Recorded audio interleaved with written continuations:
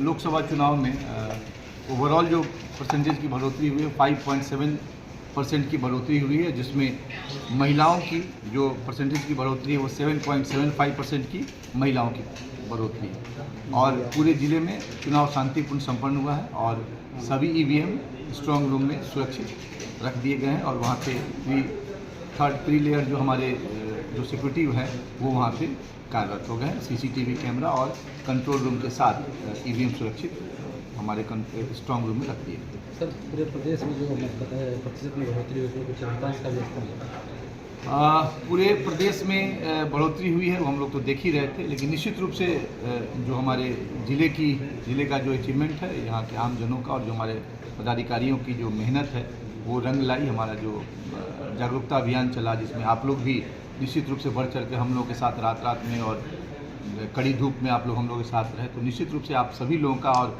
हमारे सभी आमजनों का योगदान है। और इतनी बड़ी बढ़ोतरी 5.7% VTR की बढ़ोतरी हुई, ये अपने आप में एक अचीवमेंट है जिसके लिए मैं अपनी पूरी टीम को, मेरे साथ हमेशा एसपी साहब भी हमारे साथ स्वीप में रहे, तो अपनी पूरी टीम को इसके लिए मैं श्रेय देता हूं और पूरी टीम को और आमजनों को धन्यवाद देता हूं। सर, काउंटिंग की तैयारी कैसे चल रही है? काउंटिंग की तैयारी आज से हम लोगों ने प्रारंभ कर दी है और बैरिकेटिंग और बाकी जो चीज़ें हैं व्यवस्थित रूप से लोग पोलिंग पर्सनस जाएं, व्यवस्थित रूप से अभ्यर्थी के जो काउंटिंग एजेंट हैं वो जाएं और साथ ही साथ वहाँ पे पूरी व्यवस्था रहे, पानी की व्यवस्था, अन्य चीज़ों की व्यवस्था रहे, ये हम लोग सुनिश्चित करा रहे हैं। और लॉ एंड ऑर्डर और यातायात को लेकर भी संयुक्त आदेश निर्गत कर दिए गए हैं और जैसा कि आप लोगों ने देखा कि यातायात की व्यवस्था जिस ढंग से की गई थी पूर्व में, उसी तरह से बेहतर व्यवस्था की जाएगी और हम लोग कोशिश करेंगे कि जल्द से जल्द काउंटिंग करके रिजल्ट हम लोग लिखिए। को लेकर किस तरह की व्यवस्था की गई है सर? जैसा कि आप लोग जानते हैं कि कल 1 जून को संध्या में हम लोगों का जिला अंतर्गत तीनों लोकसभा क्षेत्र में मतदान शांतिपूर्ण रूप से संपन्न हुआ। हम लोगों के द्वारा स्ट्रांग रूम की सिक्योरिटी का इंतजाम भारत निर्वाचन आयोग की मानक के अनुरूप किया गया है। आप जानते हैं कि 3 लेयर की सिक्योरिटी होती है। जो सबसे इनर लेयर है उसमें केंद्रीय अर्धसैनिक बल को डाला गया है। इंटरमीडिएट लेयर होता है बीच का, उसमें बिहार विशेष सशस्त्र पुलिस को डाला गया है।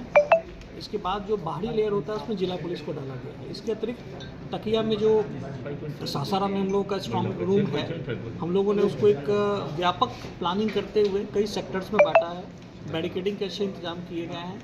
वहाँ पे दोनों जगहों पे ज्वाइंट कंट्रोल रूम भी स्थापित किया गया है जहाँ पर लगातार 24 घंटे प्रतिनियुक्ति जारी है।